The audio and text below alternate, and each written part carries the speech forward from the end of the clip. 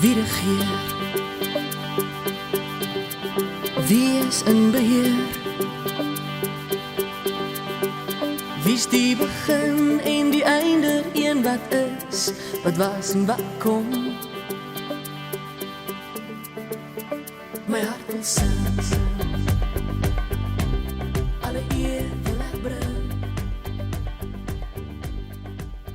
Een van my kosbaarste Kersgeskenk as kind is hierdie Porsche 924 Turbo radiobeheerde motortjie. Dit was Kersfees 1981. My ma se niggie het getrou en ons was almal saam by Bethlehem Dam. Ons het daar gekampeer om die troue te kan bywoon en om Kersfees saam te vier. Julle sal op die foto sien hoe dat ek daar by die kampplek sit en hierdie motortjie vanuit sy verpakking uithaal. Die probleem met hierdie Kersgeskenk daardie jaar was, omdat ons gekamp het, was daar nie lekker plek dat ek met hierdie motortjie kon speel nie. Want sien, hierdie motortjie is nie 'n 4x4 nie, dit is 'n reetsiesbaan motortjie, so hy het maar 'n gladde oppervlakte nodig om lekker te kon ry. So ek moes eintlik maar eers wag, totdat ons weer by die huis is, voordat ek met hierdie kosbare geskenk, wat ek daardie tyd van my ouers ontvang het, om daarmee lekker te kon speel. Vir my om hierdie motortjie myne te kon gemaak het, en vir my om hierdie motortjie te kon geniet het, moes ek dit as geskenk ontvang het, ek moes dit vanuit die kerspapier oopgemaak het, ek moes dit vanuit die verpakking uitgehaal het, ek moes die instruksies gelees het, ek moes die batterye ingesit het, en eers dan kon ek met hierdie motortjie begin speel. Eers dan kon ek hierdie motortjie gebruik het waarvoor dit bedoel was. As ek dit nie gedoen het nie, dan kon ek hierdie motortjie maar net uit sy verpakking uitgehaal het en in die vertoonkas gesit het, soos wat dit vandag daar staan, en so bietjie stoffies opgehaar, sommer maar net om na te kyk. Dan sou ek kosbare herinneringe van hierdie Kersgeskenk gehad het, maar ek sou dit nooit gebruik het vir die doel waarvoor dit gemaak is nie. As ek nie hierdie motortjie van batterye voorsien het en die instruksies gelees het en die plakkertjies opgeplak het nie, dan sou hierdie motortjie nooit tot nut van my as jong seentjie gewees het nie.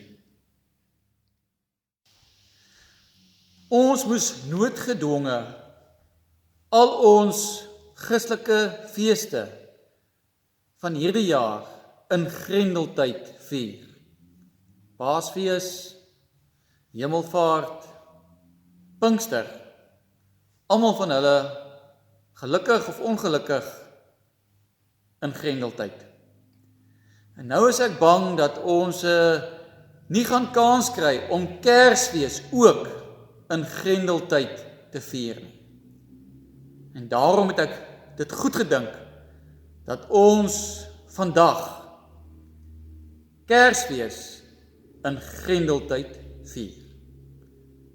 Kom ons roep die Here aan.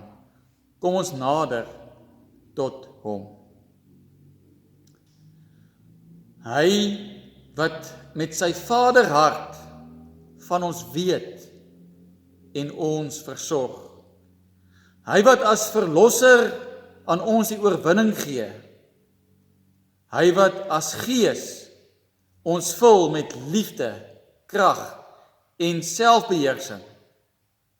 Hy wat is, wat was en wat sal wees. Dit is hy wat ons vanoggend aanroep as die koning van ons lewens. Amen. Kom ons berei vanoggend ons harte voor om God se stem te hoor deur sang en gebed. Ons gaan saam luister na die eerste vers van lied 163, soos 'n wilsbok. En natuurlik is julle welkom om saam te sing, die woorde sal ook in die beeld verskyn. En daarna wil ek julle uitnooi om self die Onse Vader hardop te bid. So as jy alleen is, die reëls van die Onse Vader sal ook op die beeld verskyn, dan nooi ek jou uit om dit hardop te bid, soos wat die reëls verskyn.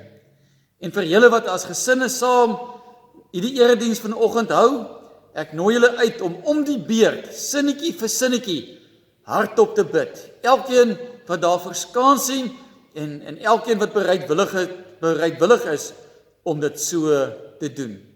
Kom ons luister na lied 163, kom ons sê vir die Here dat ons ook soos 'n wildsbok daarna smag om by hom te wees, om sy stem te hoor en om deur hom verkoop te word. En daarna roep ons die Here aan deur die Onse Vader hardop te bid.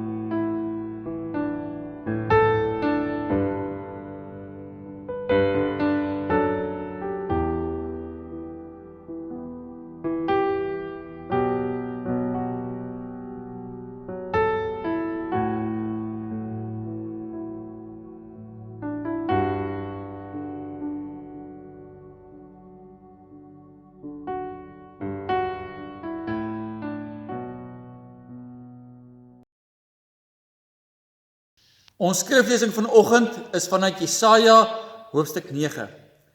Vir die van julle wat bietjie meer agtergrondskennis gou van Jesaja wil naslaan, kan gerus die erediens net hier stop en dan kan julle na die YouTube video kyk wat ons ook met die tweede skakel vir julle aangestuur het. Julle kyk net die eerste 4,5 minute van daardie video om vinnige kort opsomming van Jesaja hoofstuk 1 tot 39 na te kyk en te luister. Ek nooi julle dan nou om saam met my Jesaja hoofstuk 9 vanaf vers 1 tot 6 te lees. Ons begin inderwaarheid by hoofstuk 8 vers 23, maar julle sal sommer sien, dit vorm deel van hierdie gedeelte waaruit ons die stem van die Here vanoggend wil hoor. Maar in die land waar daar duisternis is, sal daar nie langer donkerte wees nie. In die verlede het die Here die gebiede Sebilon en Naftali verneder, maar in die toekoms sal hy die pad na die see van Galilea toe, die Jordaanstreek en die gebied van die heidene in ere herstel. Die volk wat in donkerte geleef het 'n groot lig gesien. Oor die wat in die donker land was, het 'n lig geskyn. U het die wat nie meer 'n nasie was nie, baie gemaak. Hulle blydskap groot gemaak. Hulle het hulle in u teenwoordigheid verbly, soos mense bly is in die oestyd, soos hulle juig, wanneer hulle die buit verdeel. Soos die dag toe Midian verslaan is, het u die juk verbreek wat op die volk gedruk het. Die stok waarmee hulle geslaan is, waarmee hulle gedryf is. Elke soldate skoen wat in die oorlog gebruik is, en elke uniform wat met bloed bevlek is, sal verbrand word, deur die vuur verteer word. Want vir ons is 'n seun gebore, aan ons is 'n seun gegee. Hy sal heers, en hy sal genoem word, wonderbare raadsman, magtige God, ewige Vader, vredevors. Sy heerskappy sal uitbrei, en hy sal vir altyd vrede en voorspoed bring. Hy sal op die troon van Dawid sit en oor sy koninkryk regeer. Hy sal die koninkryk vestig en in stand hou deur reg en geregtigheid, van nou af en vir altyd. Daarvoor sal die onverdeelde trou van die Here, die Almagtige, sorg. Ons skriflesing is tot sover, en ons teksvers is vers 5. Vir ons is 'n seun gebore, aan ons is 'n seun gegee. Hy sal heers, en hy sal genoem word, wonderbare raadsman, magtige God, ewige Vader en vredevors. Van die skepping af tref ons die lyn aan van God se heerskappy in hierdie wêreld. Ons lees in Genesis 1 hoe dat God vir Adam en Eva toevertrou om te heers oor dit wat hy aan hulle gegee het. Genesis 1 vanaf vers 26 sê, toe het God gesê, kom ons maak die mens as ons verteenwoordiger, ons beeld, sodat hy kan heers.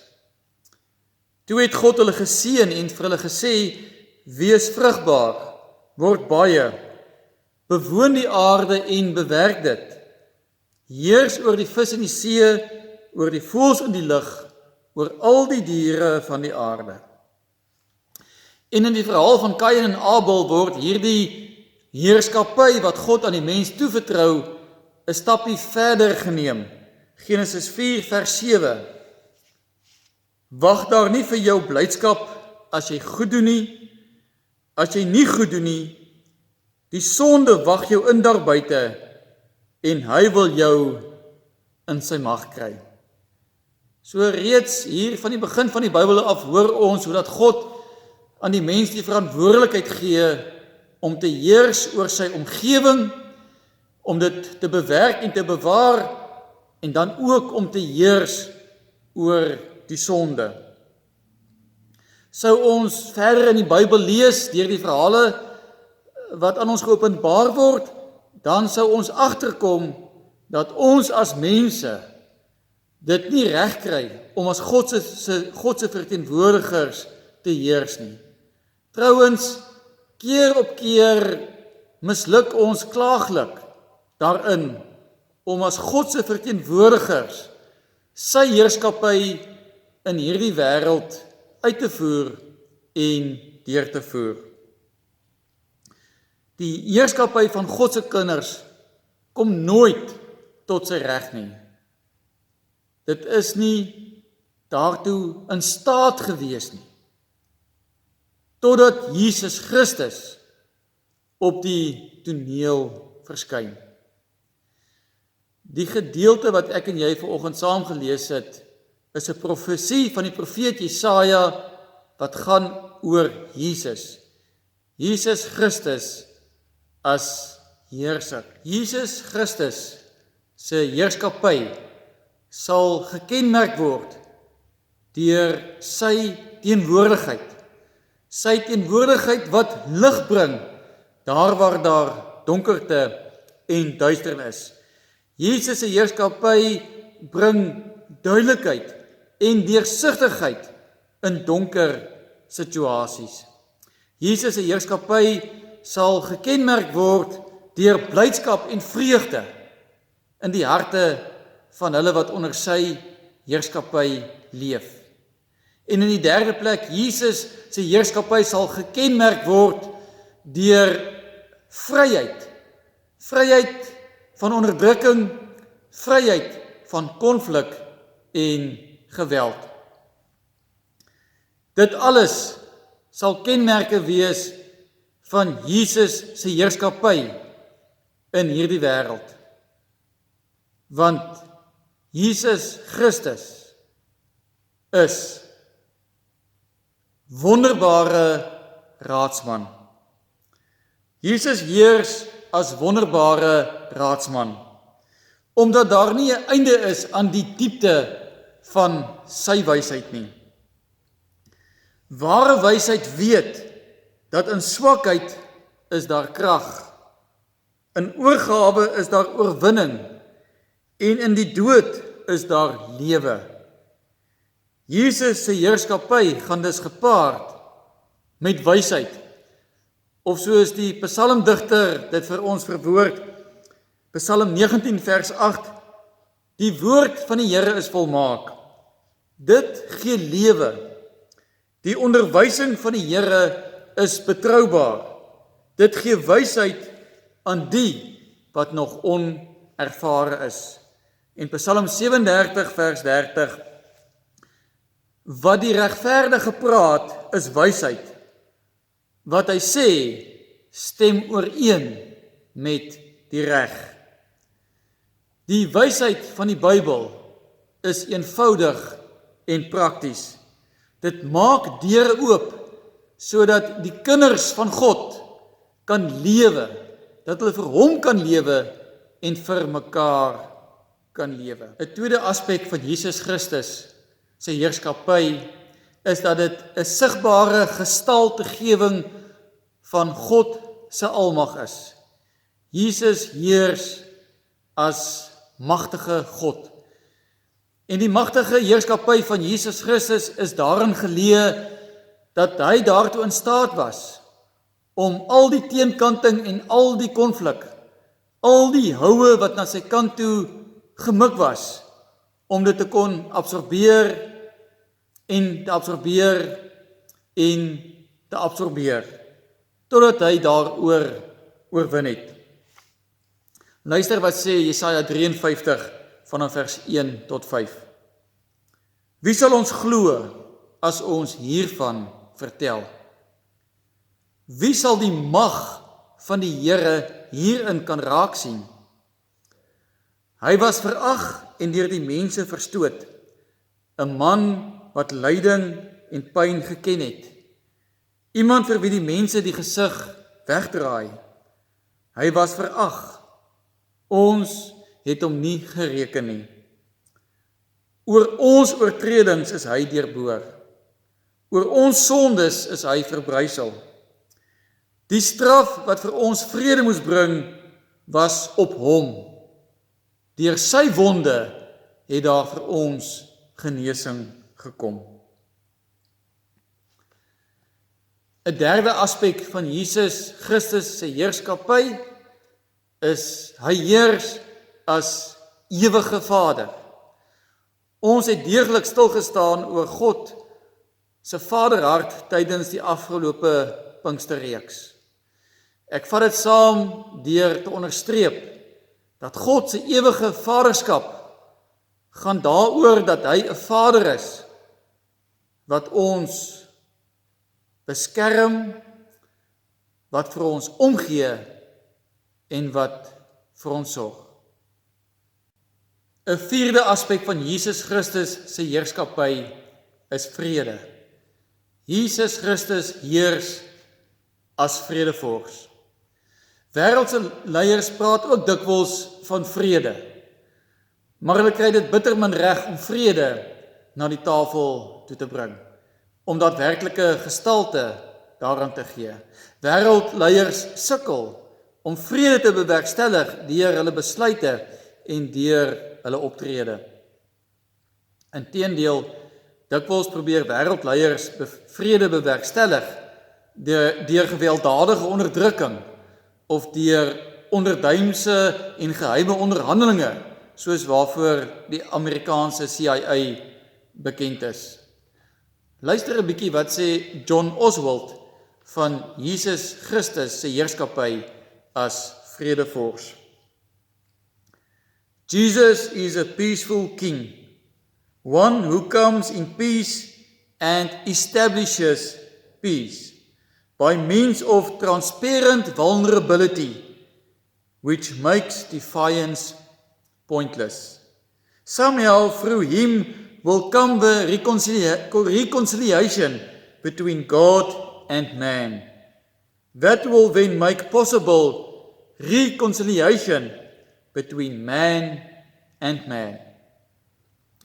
Jesus heers as vredevors deur middel van 'n deursigtige broosheid. 'n Deursigtige broosheid wat tot versoening lei tussen God en mens en tussen mens tot mens. Reeds in Genesis 1 word die mens opgeroep en word die verantwoordelikheid aan die mens deur God toevertrou om sy goddelike heerskappy te vergestalt in hierdie wêreld. Sy heerskappy wat gekenmerk word deur wysheid sonder enige einde.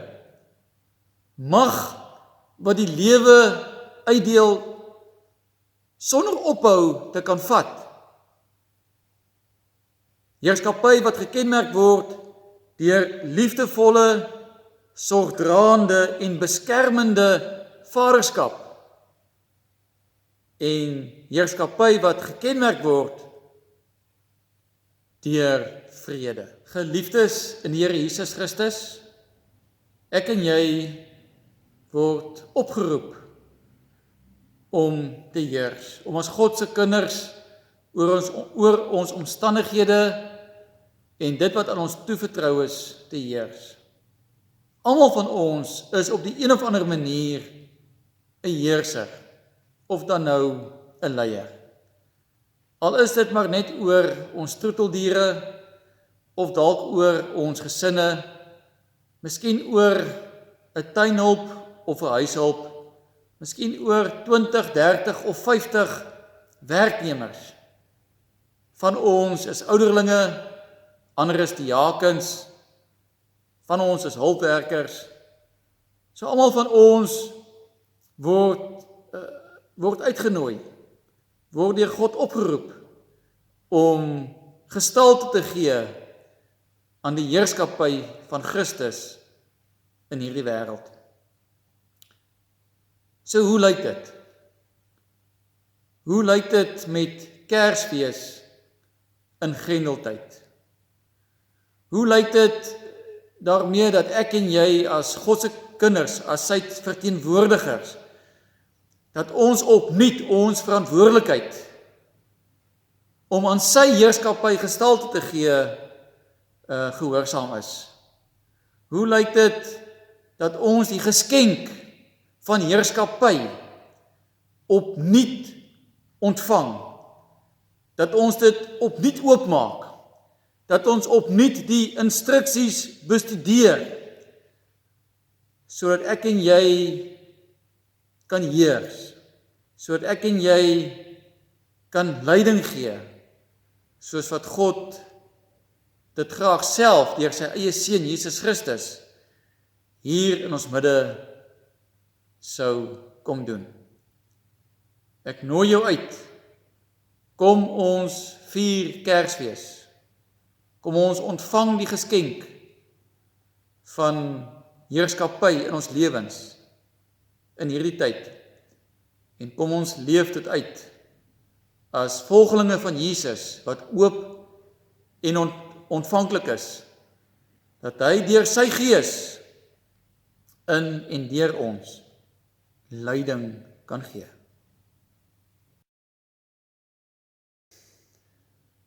Kom ons bid saam. Almagtige Hemelvader, wonderbare raadsman, magtige God, ewige Vader en vredevors. Here, vergeef ons daar waar ons dit nie reg kry om as u volgelinge en as u disippels te heers nie. Vergewe ons, Here, daar waar omstandighede of situasies dit vir ons moeilik maak om leiding te gee soos wat u dit graag sou wou gehad het, soos wat u dit self sou gedoen het as u in ons midde was. Here, ons kom bid dat u vir ons in staat sal stel om die gawe van heerskappy, die gawe van leiding, die gawe van om toe te laat dat u deur u Gees in en deur ons werk, Here, dat ons dit opnuut in ontvang sal neem. Here, dat ons daarna sal bly smag soos 'n wilsbok. Here, sodat ook daar in ons lewens en deur ons besluite en deur ons optrede al hoe meer 'n sigbare gestalte gegee sal word aan die heerskappy van hom wat vir ons aan die kruis gesterf het. Ons bid dit in naam van Jesus Christus. Amen. Laat nachten mijn dromen een wonderbeeld verschijn. Ik sta in o Jeruzalem en zie die tempel daar. Ik hoor die zang van kinders, net zoals een engelenkoor. En samen zingen een loflied, wat zelfs die hemelen hoort.